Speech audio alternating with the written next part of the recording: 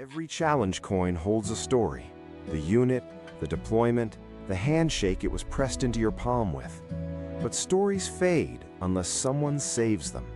Allcoin lets you digitize your coins and the stories behind them, a lasting record of what your service meant and who you served it with. Preserve your story free at allcoin.brav.co because your service is worth remembering.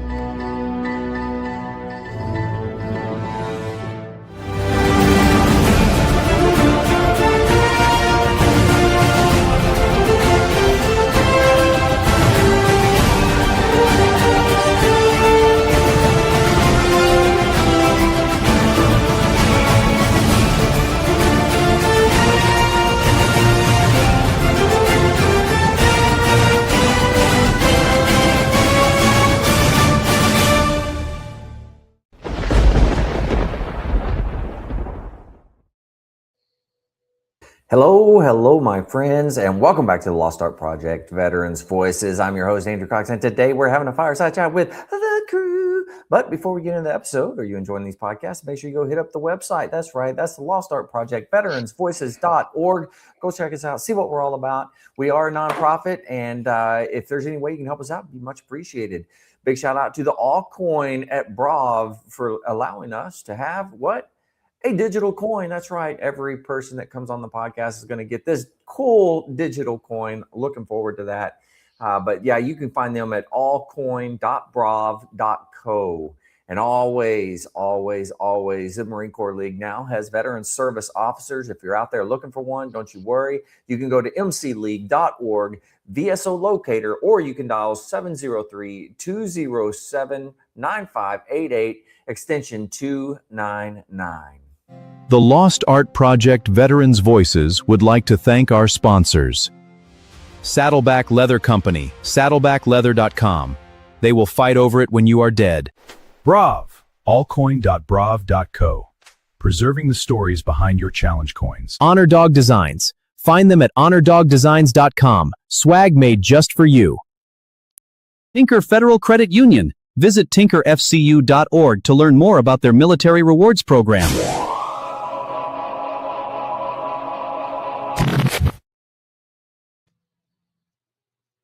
All right, we are back. I got to ask you guys, was that all choppy on your end? No, it worked out pretty great. Oh, it did? Okay, it's just on my end. My Wi-Fi, I don't know what's going on with it here, but... It sounded like a little fart at the end, though, but I was like, maybe that's by design. Yeah, the fart was by design. Yeah. Little toots. Well, shoot, man. The three of us are actually up here in Indianapolis for the Marine Corps League National Convention. So we'll just, first off, how are you guys doing? We'll start with Stretch, man. How you doing? I'm doing outstanding. Glad to be here. Yeah. And you know what? You got your pipe with us tonight. So you're going to give us a review and of what you're smoking. I'd be glad to. So I go to a pipe shop. A guy makes his own blend. This is called Colonel Custard, believe it or not. Okay, I like it. It's a little bit moist. Usually I like to let it sit out for a while, kind of dry out, before I smoke it. But it keeps dying. I got to relight it. So yeah. But it's okay. Okay. Yeah. It's not quite like you're delving into a whole cigar, Yeah. What do you get? Like the Gandalf review? I mean, say again. Is it like the Gandalf review? What notes are you getting on it? Like, is it creamy? Is it a little shirey? It has. Nice. It's not creamy. No, but it has whiskey notes at the end. Ooh, whiskey notes at the end. I like that. Yeah, that's good.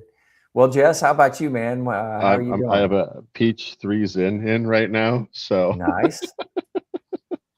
Or it might be a dragon fruit. I'm not sure. It's also a 3 though, because a dragon fruit 3. Oh, you got all kinds of those. Well, I didn't realize you used the Zin pouches. Yeah, it's either that or go back to Marlboros. So I'm going to stick with Zin for a while. Don't go back to Marlboros. Yeah. Going to go to anything, go to a pipe. Man, look how distinguished he looks over there. I feel like I should be leading a group of hobbits to go destroy a ring or some shit. Nice. All right, we'll jump down. Mark, how you doing, man? I'm outstanding. It's a little warm out here in San Diego, but other than that, it's just beautiful. So can't complain about anything except the prices, politicians, and politics.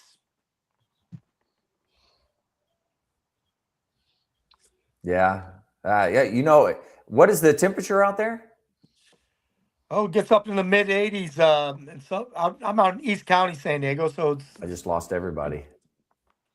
goes into the 90s out here.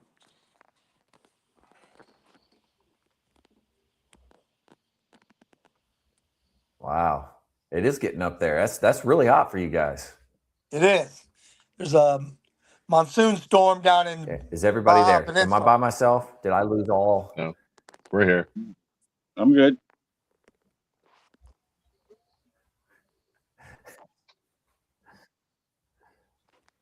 You guys can hear me? Yes. I can hear you. No. Yeah. No. Yeah, we can. We can. Yeah. Okay, cool. I don't know what's going on. It's doing some weird stuff. I may have to switch to it's my the hotel phone instead of let's just assume it's the hotel internet here. So. It's the hotel. But Mike, how you doing? I'm good. I was waiting to hear the rest of Mark's conversation about a monsoon, so I didn't know what was going on with that in Southern California and San Diego. I thought they were getting ready to disappear or something. The way he's talking about a monsoon, and well, all of us in Indianapolis might have to build an ark to get out of here because there's like flooding. Yeah, I keep seeing all that pop up on my phone about flooding and some town is underwater and all that stuff. So Muncie, yeah, yeah, it's north of us, not too far though. So it's a little spicy up there. So we watched it come in yesterday. We're at the Indianapolis or Indiana War Museum, and it was like straight up just lightning blasts everywhere. And then rain came in yesterday. I was like, that's a lot of rain. I guess they have like a foot of rain in 36 hours north of us. So yeah, it's not made for that. Yeah, it's got to go somewhere. It went into houses. So that's it's rain I hear. So yeah, I kept getting all those alerts from my local news app kept popping up stuff about that. So that and the Weather Channel, but Mark's going on about how blazing hot it is out there. It was only 99 here today, Mark. It's it's not too bad. So. He can't hear me. The weather out here was like super hot and muggy, and then all of a sudden it rained yesterday. And now it's like, this is tolerable. I can enjoy this now. But we had to have like a monsoon rain. I switched. Can you hear me now? Yeah, we can hear you. Okay, good. Andrew, we're trying to have a conversation here, and you keep butting in. I'm sorry. I'm just trying to join the conversation. Seriously, we're trying to talk. All right, continue. For you I apologize. You seem to be having issues, so we're trying. I am having issues. That is true. That hotel is wild. I'm not gonna lie. That is a wild place. That's true. There's so much stuff going on there. I don't think it's a hotel. I think it's a Waffle House with a different color sign.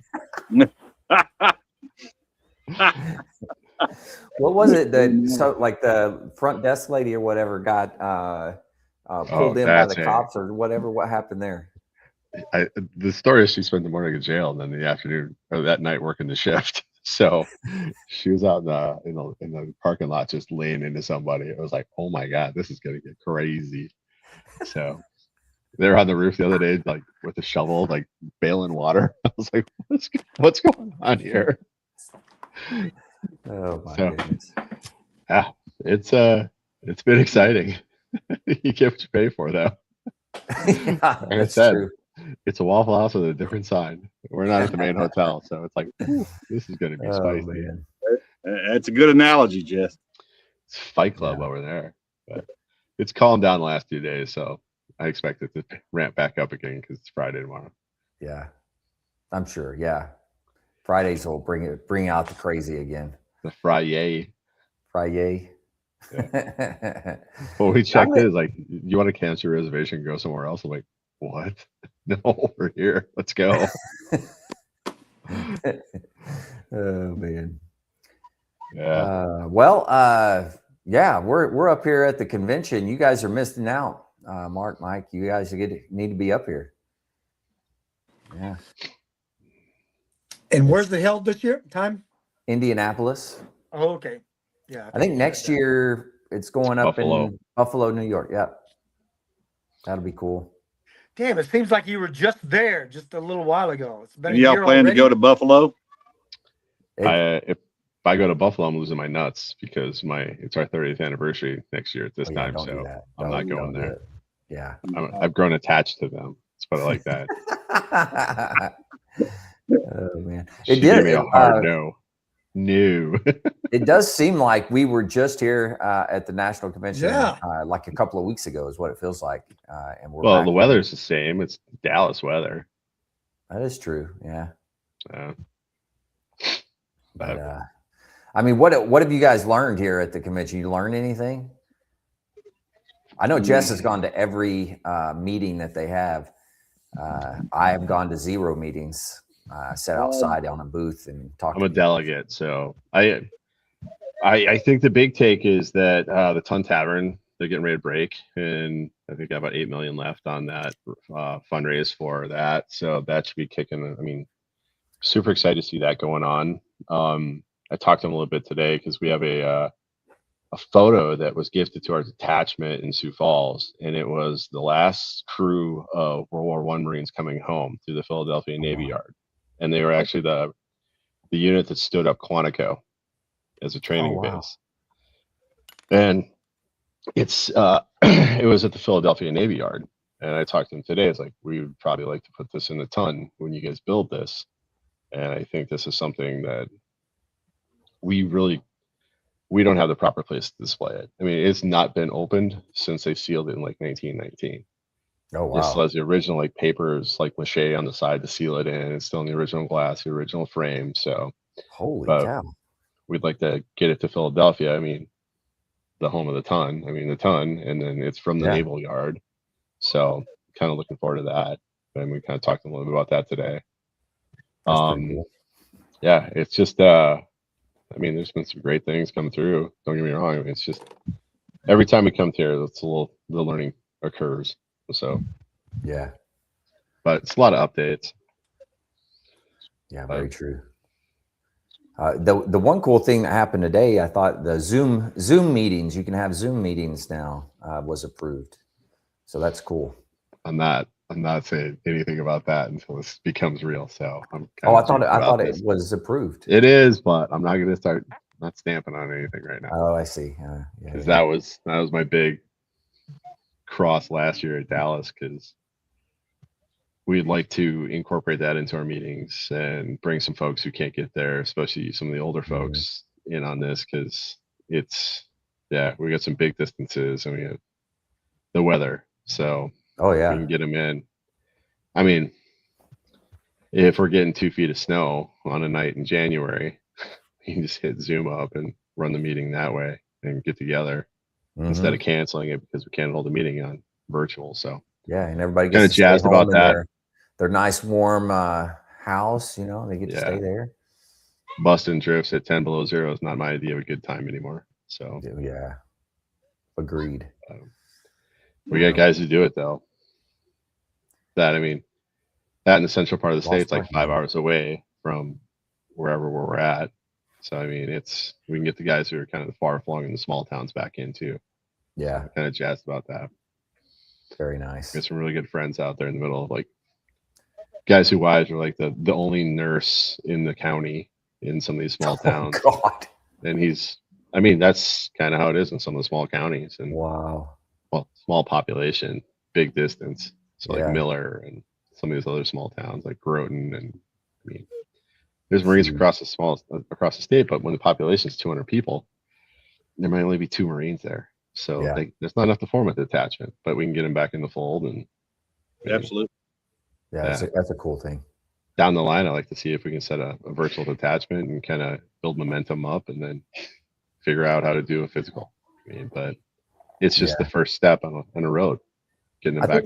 I think it will help with drawing in the younger crowd that still has kids and they're doing things, working, busy. I think it'll help draw those guys back in. I mean, I remember doing a Legion board meeting on my phone when my kid was doing Taekwondo. So I mean, it's doable. I just went off in the corner, put my headphones on, and and we ran a meeting. So I mean, it's completely viable.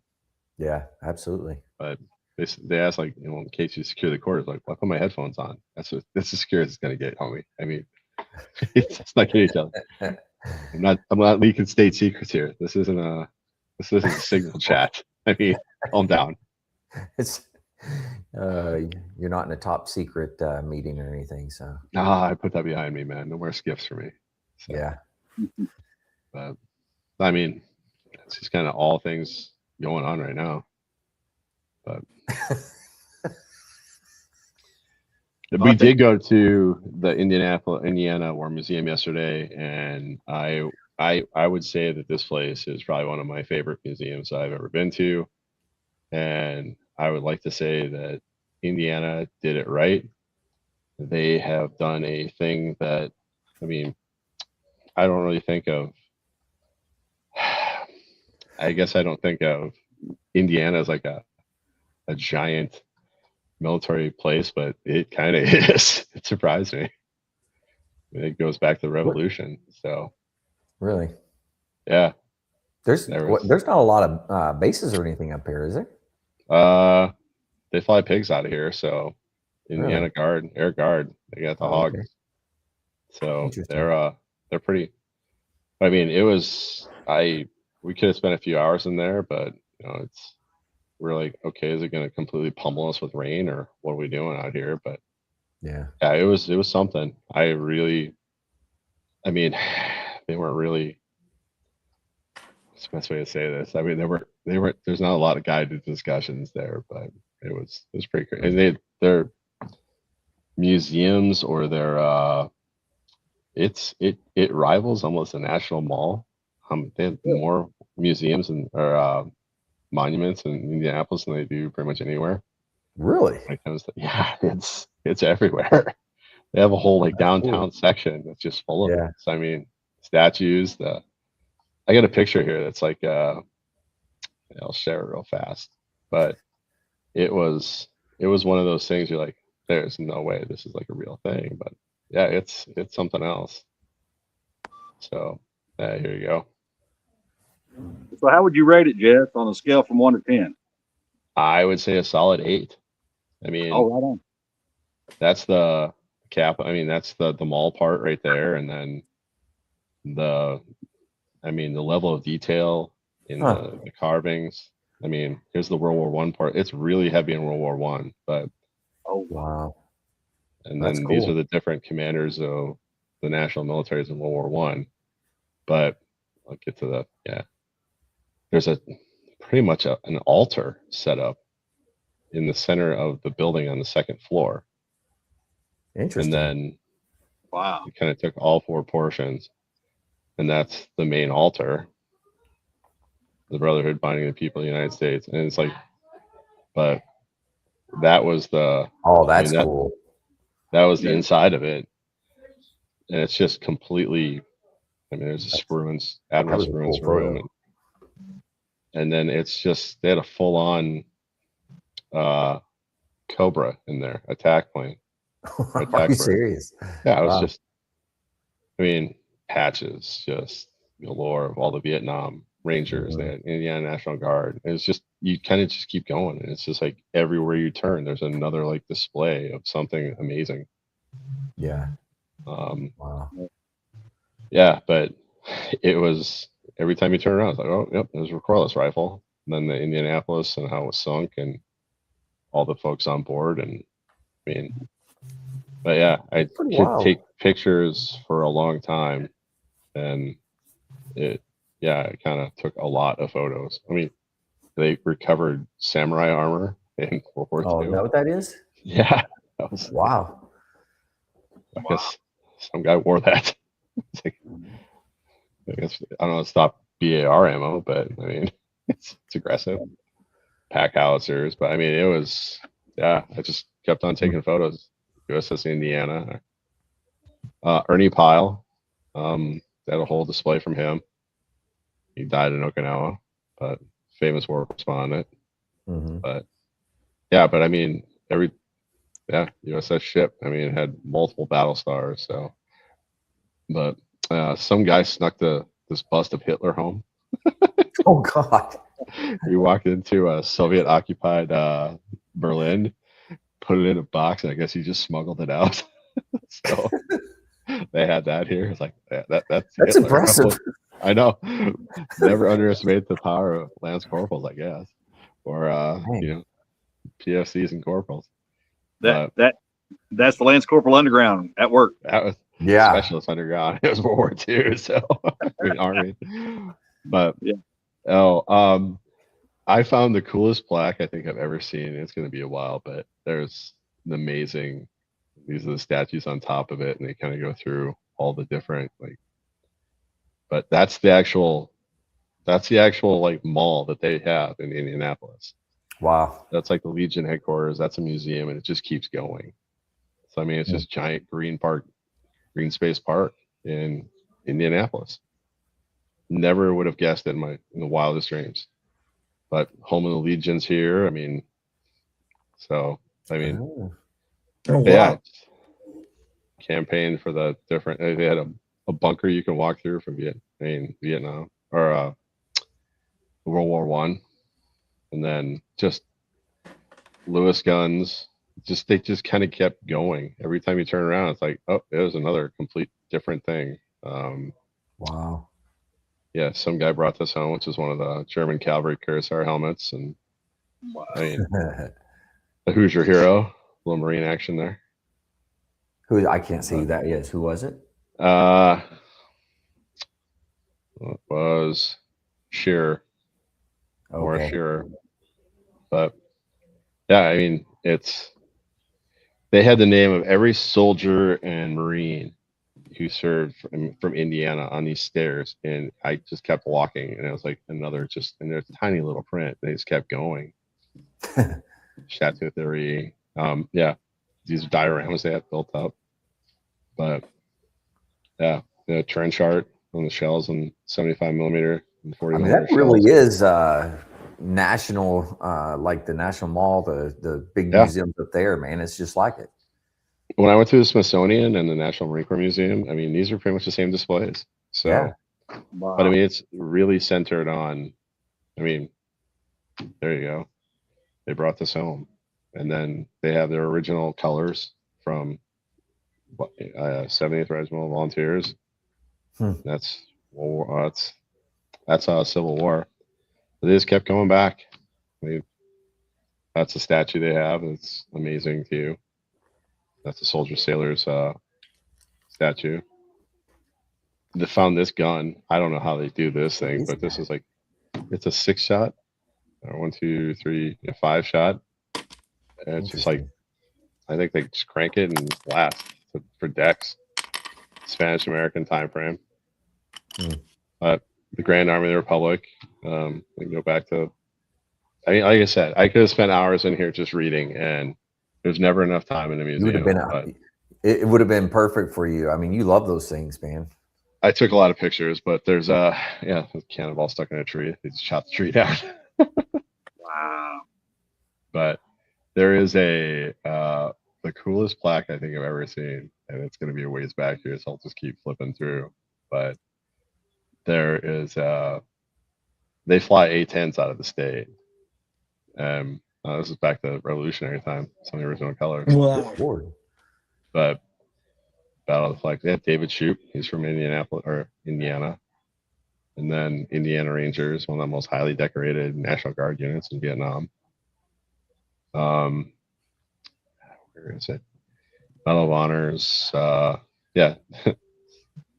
Indiana's most decorated Marine in the Vietnam War. He was Donald Myers. But yeah, 4 Purple Hearts, and he kept the shrapnel from each one of them. Oh God! I was like, I just want to get this guy like a shield or something. Just wear some armor. First Purple Heart, second Purple Heart, third Purple Heart, fourth Purple Heart. I looked at it, I was like, he just can't duck, man. Just stuck. Yeah.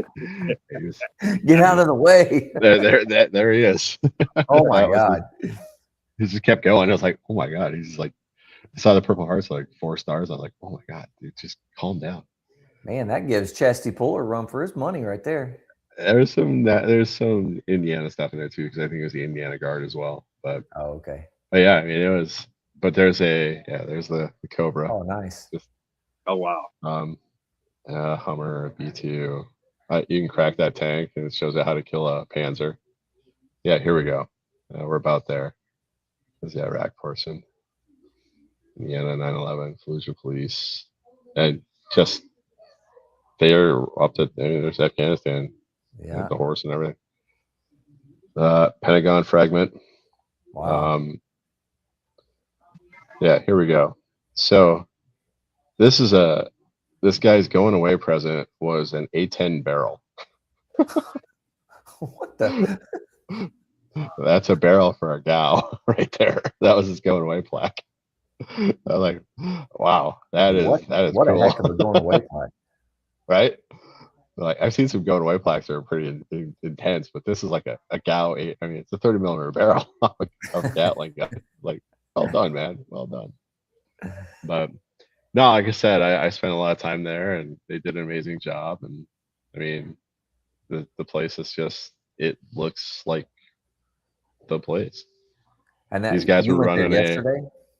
Yeah, the dogs are doing their thing, but these two. All right, so this is the U.S. Indianapolis comm room, and so they got a soldier and an airman running this place as volunteers. So I'm like, this just checks out for me. But no, it's the Medal of Honor, bronze, but I like that. Wow. Liberty Bell. But I mean, it's just everywhere you go in this place is like another little hidden thing. So it was something else. Cool. But yeah, I'd recommend it. That's for sure. Very so nice. If you're in Indianapolis, it's downtown. It's a little bit of I mean, it's just super cool to walk around that thing. Every time you turn around, there's like another thing that's just like, this is not real. This is just, I mean, the level of detail is just amazing. So, but that's my report on the. Very well. I'm glad somebody was Museum of Indiana. What's going on here? Cool. Yeah, how long did you were big time into history and stuff like that, and you always bring some of the coolest stuff up. So thanks for doing that, Jess. I appreciate you. But yeah, my plaque was like, "Hey, don't let the door hit you in the ass," and this guy's getting barrels from a 30mm. They're like, "All right, well played, Air Force." But something else. Nice. Now, hey, Mike, Chris, I think Chris asked a question. What was it? What were you asking, Chris? Oh, I was just going to ask Jessica about how long it took him to go through the museum. I burned through it pretty quick, and it was about 2 hours.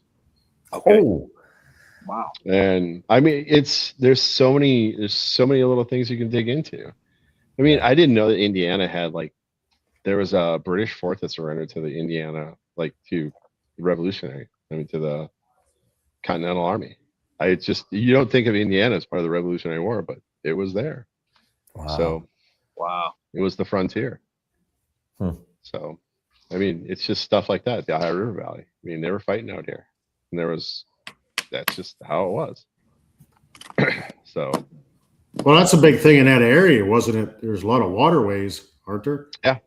Well, the frontier. Yeah, but I mean, mentally you think it's only going to be on the coast, and then you start thinking interior. You're thinking like 1812, just Civil War, but you just don't think about it like that as a revolutionary time frame.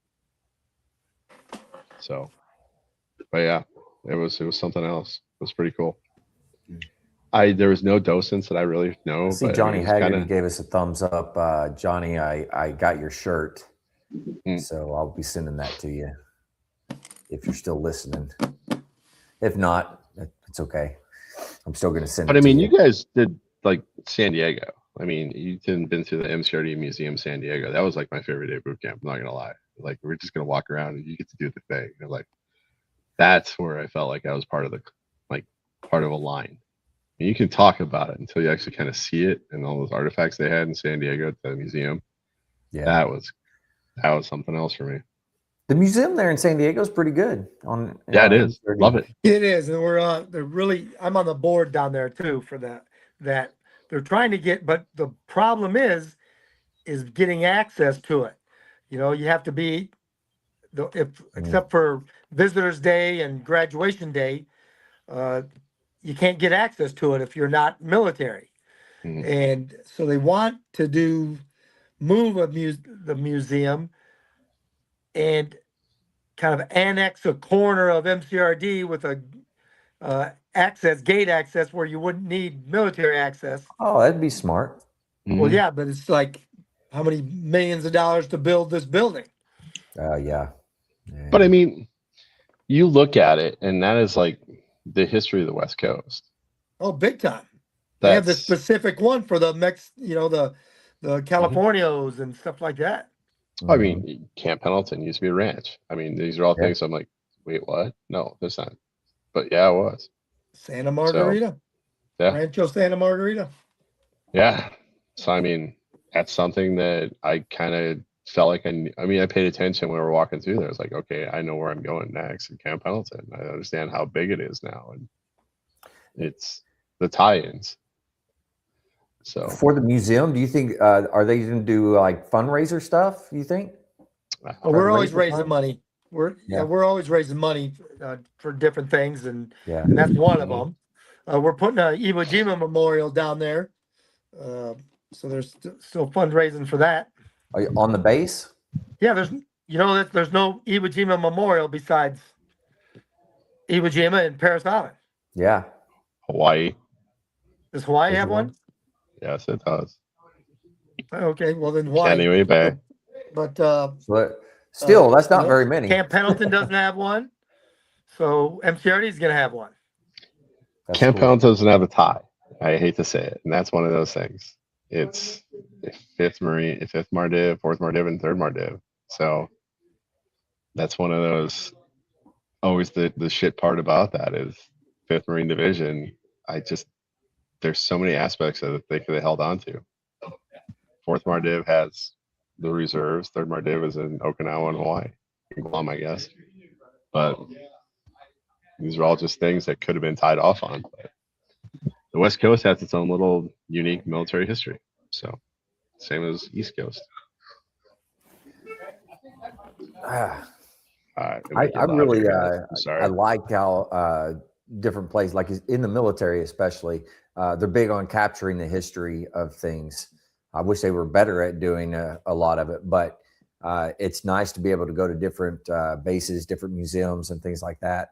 I got to go to Patton's Patton Museum. Where was that? In Kentucky, I think, at Fort Knox. And man, that was a cool museum. And it was very similar, same type of thing. But all about Patton. He was a big deal, man. Ask him. He was a big deal. When I worked up at 10th Mountain Division, they had this, when you're waiting to get into, you had to wait for everything, for badges and everything else. And while they're there, they got the Spartan shields. They got all these things from Afghanistan and Iraq. And I was paying attention. They had this SOG blade, and the whole tip was snapped off. I'm like, there's a story here. I read the plaque. So a guy goes around the corner. Iraqi grabs his rifle, pushes it down. So he grabs his SOG knife and just jams it in this guy's ribs, and the tip broke off. And now it's in the museum when you walk in 10th Mountain Division. That's an artifact. So busted SOG knife. I wonder if they paid the kid for it. That just makes you want to go.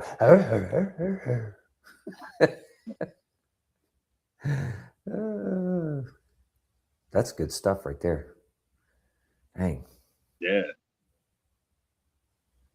So what else has been happening, Mike? What's going on down in your area, man? Just crappy weather. That's about it. Yeah. A lot of rain. Yeah, rain, heat. Seems to be another storm coming in, so getting to enjoy that. But I'm just, listening to Jess talk about walking around, excuse me, a museum like that, you know, I just spend money to go to other countries and walk around their artifacts and look at stuff that, okay, I've seen it in books, but I can't read a damn thing it says.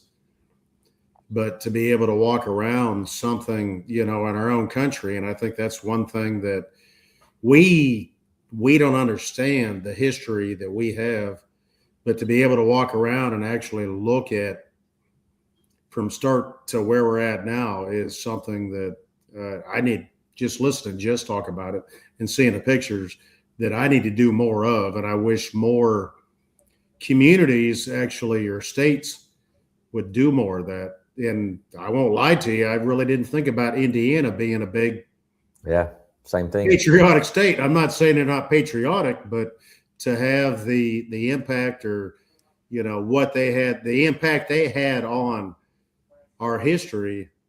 You know, I think about, you know, small town I grew up in, Pennsylvania, Northwest Pennsylvania. They had a museum there, you know, and it was Revolutionary War, you know, before that, but they couldn't sustain it because nobody's like, it doesn't mean nothing. We don't want. And it's like, you've got artifacts here. And I remember going through, even with my dad when he was older, and I was in the Marine Corps, I went home and we walked through it, and it's all closed down now. I don't know where any of that stuff went. Well, I think the big thing about Indianapolis is they built this city in such a strange way that it's just rings, it's circles. But the center of it, they built like a national mall.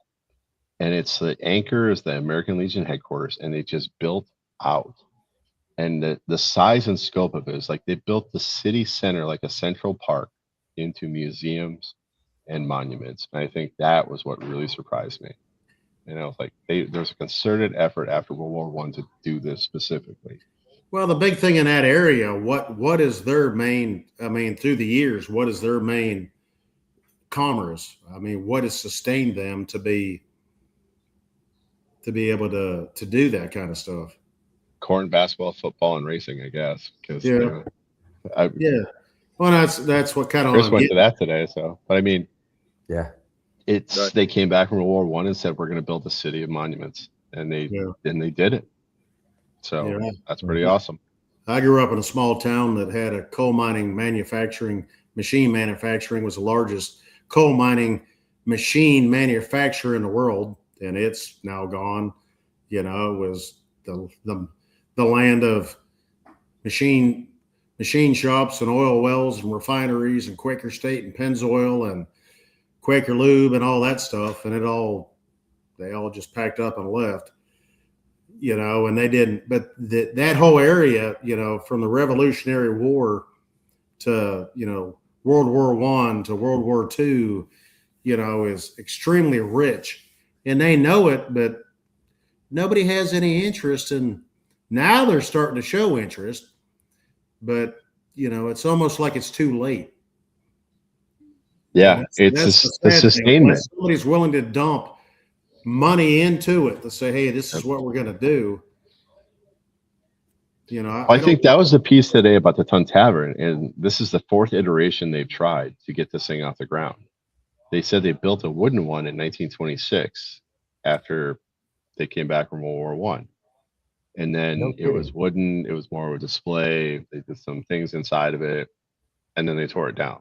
And then there's been two other times they've tried to get the ton rebuilt.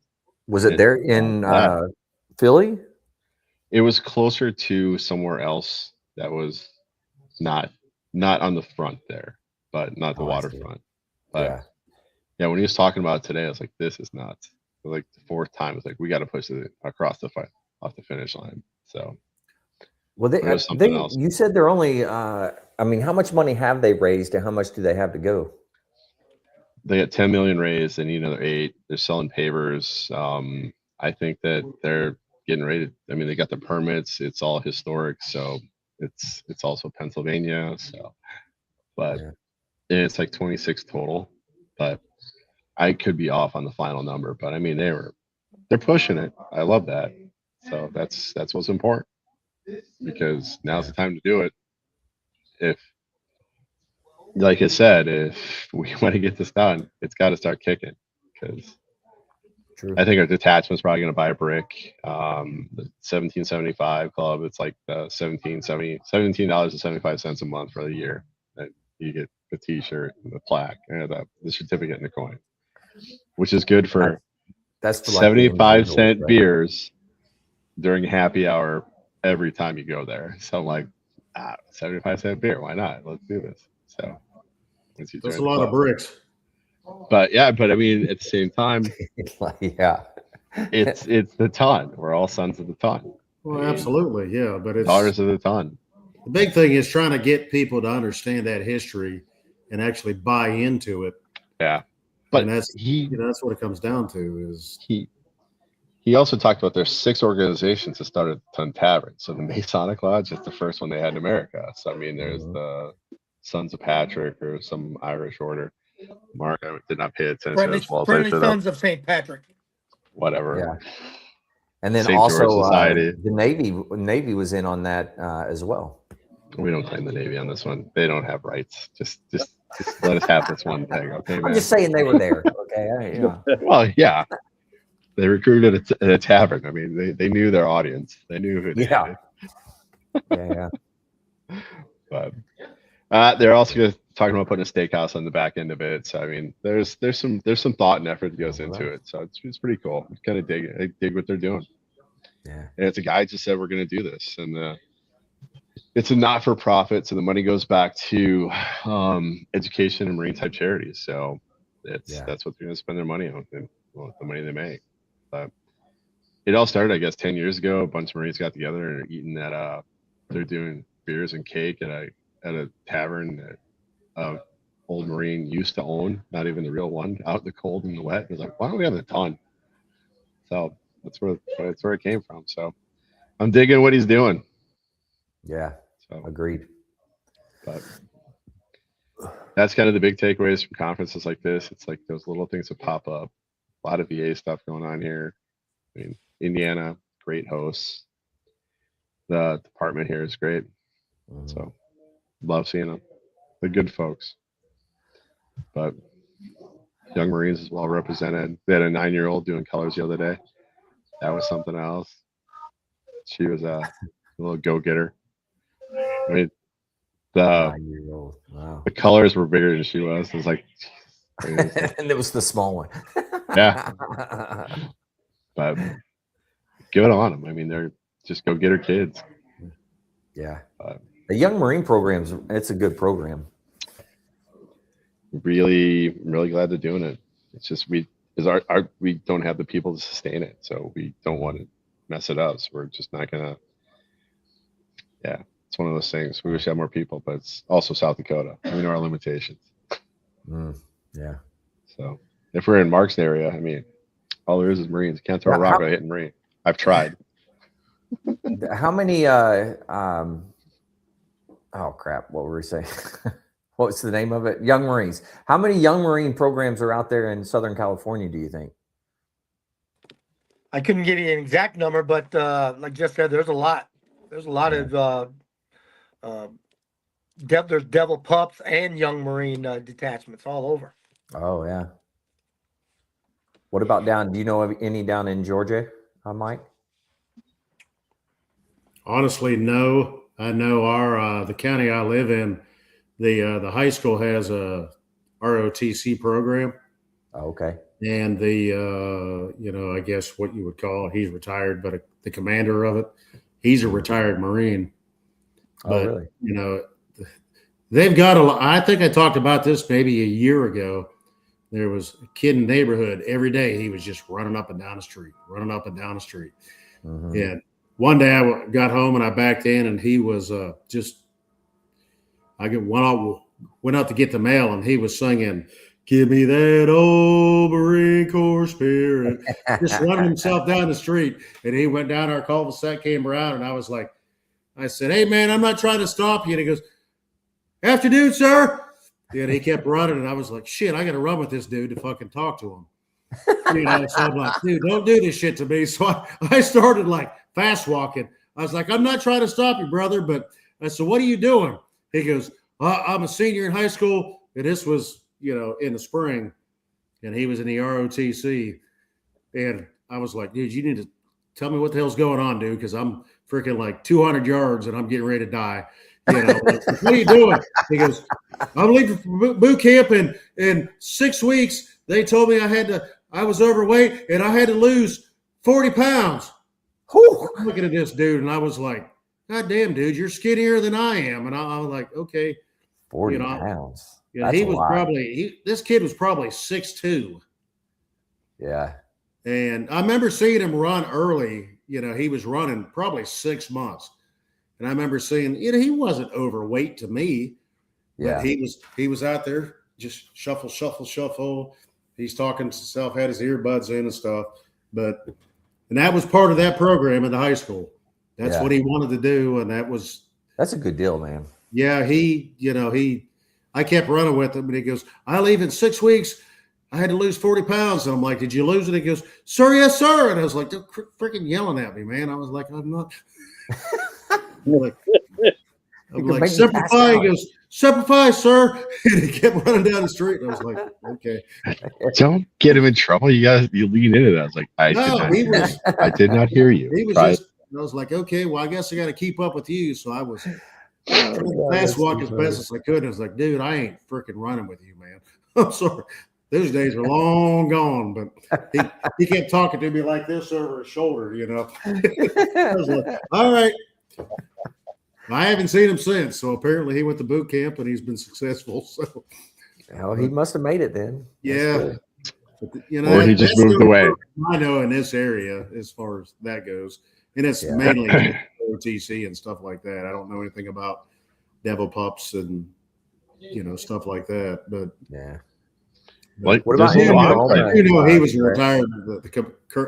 The commander of that group was a retired Marine. I do know that. So nice. In Oklahoma, how many are there? Do you know? Stretch. I don't know. I just know. I think one in Tulsa for sure, and then possibly one in Oklahoma City. But I don't have any numbers. Yeah. I know they were looking at doing a young Marine program there in Sequoia County somewhere, but I don't think it went anywhere. So the one in Tulsa, it had about 3 people running their program. I mean, it was like a real thin, backed program. I mean, yeah. What is the program that they do the like competitions, and then they'll like end up in the national level for the Marine Corps? Do you remember what that program is? Junior RTC does a lot of that in their. Well, there's a specific program that the Marine Corps League does. I think it's Young Marines. I'm gonna look it up while we're here. I think I know what you're talking about, and you really don't want to bring this up right now. You really don't want to bring this up right now. Youth programs. Why do I not want to bring this up? Because you missed the meetings this week. So. Oh, the youth physical fitness program. That's what it was. Oh, and yeah. And that they were hurting too, I think, getting people involved in that as well, if I'm not mistaken. Well, last year, but I don't know. Yep. And Jess shut up. He's like, yep, I'm not going to talk on that. There's more from this week. So there is. Yes. Well, shoot. Might as well say it, man. I think they're cracking them off into another organization because of reasons. And I'm not entirely sure all of them, but there was a shift in this, by the way. All right, Oklahoma. I'm going to look up, and you have one outside of Broken Arrow. Right. Yeah, that's by Tulsa, yeah. Yep. Yeah. And then Georgia. They're all from Georgia. Mike, in Southwest Georgia. There's one in Albany. Albany. That makes sense. By Warner Robins. And Augusta, there's 2. Atlanta, there's 2. And then That's quite a few there. Do you guys claim Chattanooga, or is that too far north? Who, me? Yeah. No, I don't claim Chattanooga. No. Jacksonville, is that Georgia, or is that? That's Florida. It's 4 hours south of me. It's so close, though. But so far away. I heard there's a line. Look up in Florida, Georgia line. What are we talking about? I'm sorry. No, Young Marines programs. Okay, I got you. Albany, yeah, that's Marine Corps Logistics Base here. Yeah, it's just south of me. Just that's why I'm here. Unfortunately, Marine Corps Logistics Base. But 2 in Miramar, Camp Pendleton North. There's 1 at Antique Gas and Steam Engine Museum in someplace near Oceana, southern Pendleton there. So off the 76, between the 76 and the 78, like North Vista. I mean, they're around. I mean, that's the thing. It's like there's 1 in Warm Springs, so by Lake Elsinore, then Santa Ana, Garden Grove, Huntington Beach, Long Beach. But yeah, I mean, if you got the people to sustain it, but I know that we just don't have the Marines to sustain it in Sioux Falls, because we tried it and it turned into a hot giant mess, and we lost a lot of guys from the detachment because of it. So, really? Oh, geez. Oh yeah, it was like throwing a brick into a washing machine on a spin cycle, just tore the dead apart. Yeah, but why? Why? Egos is always the answer on this, because everybody knows best. Yeah, that's true. We finally got some of these guys back this year after 15 years. Wow. So that's the hard part, man. You got to remember the mission. The kids are the mission. That's true. The hard thing. Now, have you guys ran into a lot of that issues or whatever throughout the Marine Corps League in general, or any other veteran service organization? Like, is it a normal occurrence? Yes, it is. Yeah. Well, if there's anybody that's going to have an ego, it's going to be Marines. It's usually not the Marines. Oh, really? Yes. Really? But I mean, honestly, that's sad though. We're talking about uniforms though, right? In general, and we start talking about the egos. I think some of the biggest egos I've run into, and I'm not trying to pick on this, but it's kind of all right. The guys who still fixate on the inter-service rivalry to the point where they can't start a sentence without talking about how dumb we are as Marines. And it was good the first 50 times. Now it's just kind of sad. You needed to stop this. Yeah. That's why when the whole crayon thing comes up, I'm like, go ahead yourself. I mean, I'm like, where the hell did this come from? I mean, the guy I work with says somebody goes, why don't you go chew on some crayons? I said, I'm going to shove a bunch of fucking crayons up and down both sides of you. I said, I don't know where the hell this came from. Oh, you don't see that on Facebook and that? And I was like, I don't give 2 F's what's on there. I said, I don't know where the hell this came from, dude. Yeah, I mean, it was a bunch of freaking idiots and a bunch of freaking morons. 20 years ago. 20 years ago, beginning of GWAT, this was like we're window lickers and crayon eaters. And I was like, okay, cool. But like I said, it's such a bad joke at this point. Nobody cares. And it's just sad. That's what I told him. I said, can you come up with something else? It's a great litmus test to figure out what you're dealing with. That's the way I like to look at it. If they're fixated on that, then I know what I'm working with. That's the way to look at it. That's the way to frame it in your mind. Like, if that's their fixation, then good. Now I've got the box that you live in, and now I can work around it. Yeah. So that's a mindset thing. Yeah. It's actually funny you said that, because my coworker, he kept going on about crayons. I said, well, He said, you probably can't color within the lines, can you? Or something like that. I said, yeah, I'm just going to do a big ass circle around your fucking head is what I'm going to do. And he looked at me like, dude, I'm just joking. I said, I'm not. And he goes, okay, calm down, man. Just calm down. It's okay. I was like,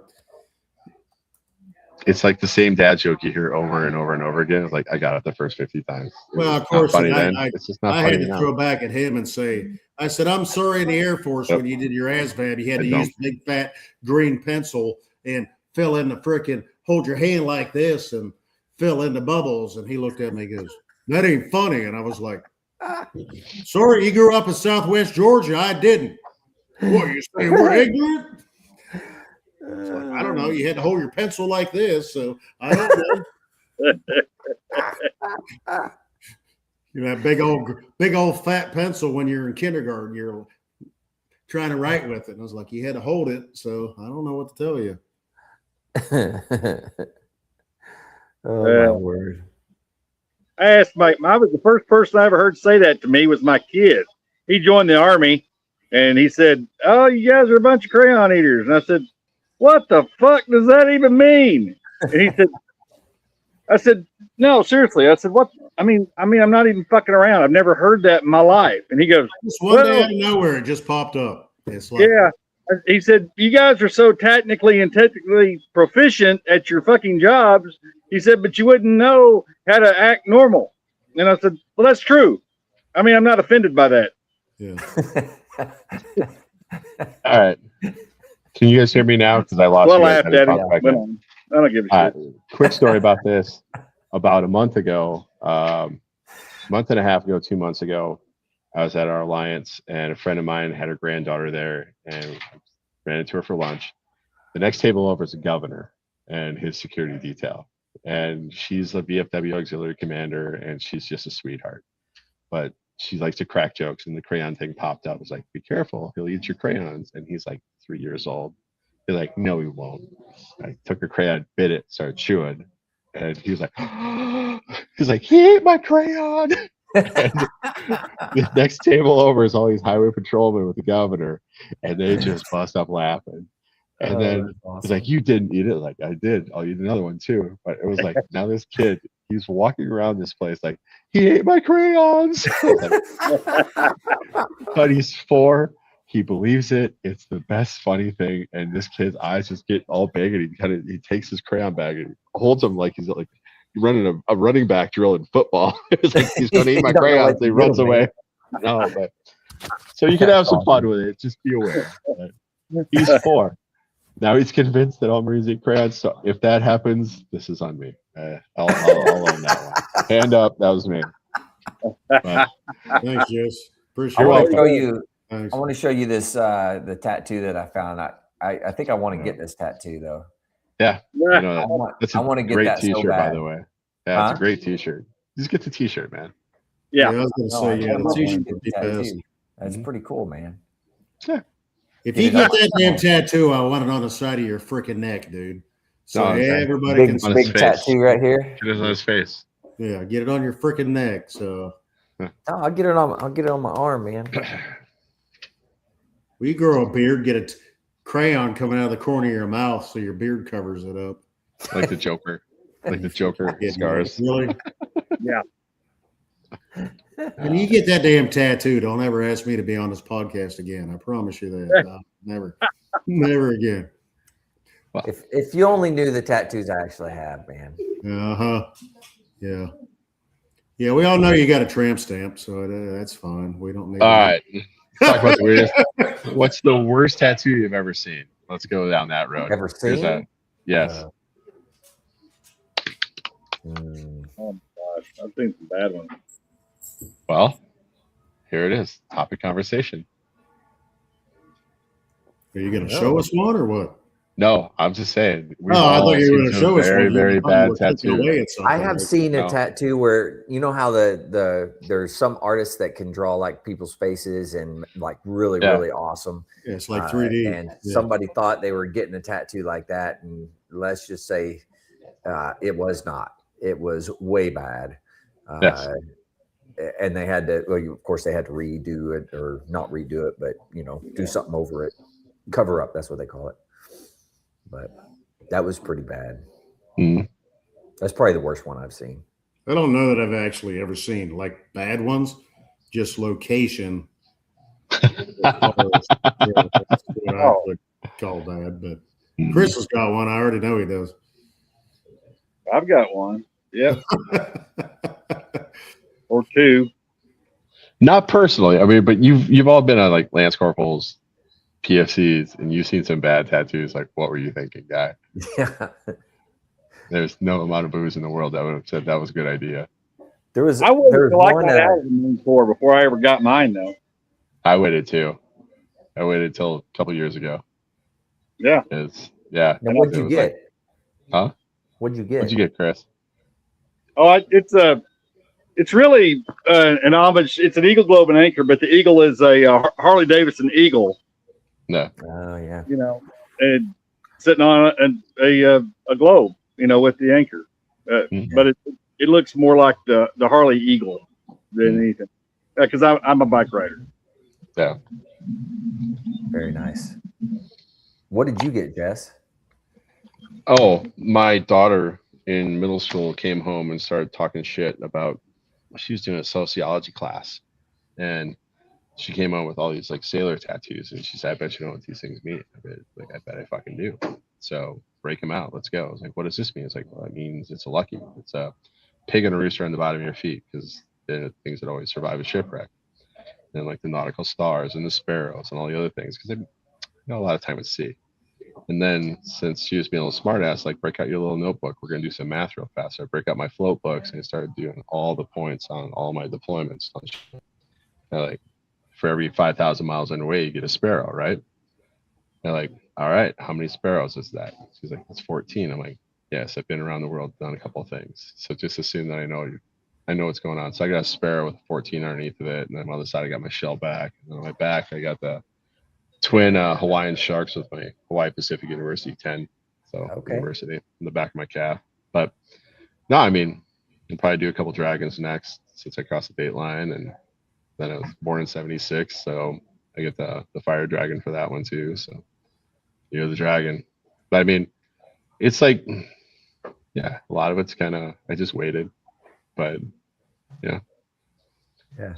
The sparrow thing was actually a math project. My kid called me out on it. I was like, all right, let's party. Maybe a little shit about it. Let's go. Then my wife got me these tats. She got me at our birthday. We got a Vishnu bunny, and they're a tattoo place in Sioux Falls, and they're amazing.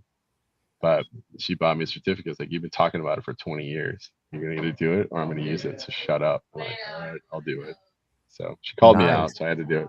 So, great guys. Yeah. Mike, what do you got? I've just got bulldog on the arm and the quintessential, I don't know what the hell it means, travel band on this one. Yeah, I don't know what it means. Yeah. But yeah. Going on about tattoos, as far as when we were in the barracks in 29 Palms, we were in the first row barracks. You went up the hill and you had the bowling alley up there, the first row. So it was like headquarters battalion was in that. And then they ended up switching us from the lower floor. And it was like the medical, like Navy hospital people. And they moved us from that side because they wanted everybody from the Navy on one side. So they put us on the other side on the third deck. So we were looking at the barracks over there, and that was all. It was either 7th Marines or 11th Marines. No, it wasn't 11th. It was 7th. It was 7th. 7th Marines. The diagonal ones on top of the hill? Yes. That's the 1460 barracks, and I was in those. Yes. And that was a party time up there. Yes. Boys. Well, in the middle, apparently they thought we were all going to sit there and barbecue. So there was barbecue racks in there. So all we ended up doing was freaking raking sand and picking up all their damn cigarette butts. But finally, we got to the point we'd sit there and yell, go back and forth, because there was obviously in our barracks there was females, and that barracks there wasn't. So they'd be going back and forth, and we were always yelling and screaming. Mm-hmm. So it was a long weekend, and we had kind of finally got to be friends with some of them. So it's like, hey, there's one of those, hey, it's going to be a long weekend. You buy meat, we'll do this, but we'll buy the beer, that kind of stuff. So we're out there barbecuing, and it was a 96. So they all, I want to say they all went to Tijuana or something. I don't know where the hell they went. They all come back and they're like, oh yeah, we all got tattoos. And it's like, what? They're like, we all got tattoos. Well, they all got the inside of their lips tattoo. The lip tap. Oh yeah, the lip tattoo. So they're all like, oh, He's dropping. Grunt. And this one kid, he comes running. He's like, yeah, look at these. It said Gunt. Oh, They forgot the R. It said Gunt. And it wasn't even like Gunt. It was like Guntt. It was like, look. See? It was like, oh my God. you hadn't looked at it yet, had you? So there was 7th grade, and there was this kid who came back, and I don't know how drunk this kid was, but we had to see it to believe it, and it was his asshole. He did the eagle and the anchor. Dead serious. 7th grade, 2-7. Yep. The worst one I've ever seen. It was like he was walking around showing that thing off, like, all right, now I've seen everything. It was the same. It was the same bunch of them. One guy. He got the 90s balls, were wild. He got his balls tattooed. Yeah. Oh my gosh. I can't even imagine that. I mean, you'd have to freaking like knock me out, or I'd have to be so damn drunk that I can't even imagine. First of all, getting the inside of your lip tattooed. Okay. Yeah. That's quick, and it's done so fast. Yeah, but I mean, can you imagine them putting a freaking tattoo gun to your balls? No way. And it wasn't even just his balls. It was on his balls and it went up. Yeah. And it's like, okay, well, how the hell did you do that? What'd you do? Stretch it out? Yeah. Did you? I can't imagine. I just can't imagine. He was so proud of it. He was walking around like he had a big leg at that point. Yeah, they show it off. You can't not look at it. It's like looking at a car wreck, bro. Exactly. I gotta watch this. I mean, it's like somebody jumping off the 3rd deck during a typhoon. Like, I can't not watch it. I mean, there has to be an audience. Witness me as he goes. So it's like, what's he doing? Yeah, I can't even imagine. Mad Max. Yeah, he was all about showing it off. It's like, yeah, I don't really want to see it, but so messed up. Yeah, 29 Palms in the 90s. Infantry. This is what happens. You have cable in the barracks. This is literally what happens. They were the cable. These are the guys who made Jackass. This is literally that generation. Yeah. This is why it happened. That was why it even succeeded, because they were bored. Point. But yeah, let's get some booze in and see what happens. Now it's a party. Yep. So, that's how it works. Well, fellas, we've done a little over an hour, and some of us have got another day of fun-filled adventure tomorrow. We got elections tomorrow, so buckle up. Yeah, I'm voting for me. I don't think you know what you're asking for, but good luck with it. I'm not. I don't want it. I was just joking. It was a joke. I don't even want to try. I will nominate you. And no. I think it would be fabulous. I don't know. I don't want to actually do anything. I'm good. I do enough with. All right. Someone got an award, and he needs to be recognized. So AJ, take a bow. I did. Yeah, let me get a bow. Thank you. It was the what was it? Distinguished Citizen Gold. Distinguished Citizens Award Ribbon Gold. Gold. You got the gold medal right off the bat. You're like Michael Phelps, man. Oh, yeah, just like Michael Phelps. That's a good point, man. Ain't no time for silver in this world, man. You got. I no time for this. Mike just disappeared, man. He was like, "Yep, it's dumping audio once in a while." So I know I'm on a shitty connection. Okay. So, well, hey, we'll go ahead and wrap it up then. But fellas, I'll see you guys tomorrow. And thank you to those that were out there that joined us. Man. Good time. Did you have anything, a book you wanted to talk about tonight, Jess? No, I gave a museum, so I'm going to give some word of wisdom. If you see a museum, just go in and look at it. you're going to be surprised what you learn about your own neighborhood, about your own place, about the place you're at. Yeah. Museums, the amount of effort they put into it, or something else. It's just, yeah, you want to learn about your history. This is a good place to do it. Yeah. Find some time, find a place, take a day, and just enjoy it. Yeah. So. Good word. What about you, Stretch? You got anything for us? No, negative. I'm just a blank canvas. I haven't been here. Well, thanks for coming in. Our very first historical archivist, everyone. There he is, Chris Campbell, freaking doing some good work out here. He's gonna get all kinds of recordings and everything pushed up. It's gonna be great. So you'll see him more and more on the podcast. Get it? I appreciate it. Let's do this. Cool. All right. Well, I'll go ahead and wrap this one up. Thanks, guys. Much appreciated. To everybody out there, if you're struggling, need help, anything like that, don't forget the VA does have some good resources. You can always dial 988, press option 1. You can always text 8. You served on active duty with purpose.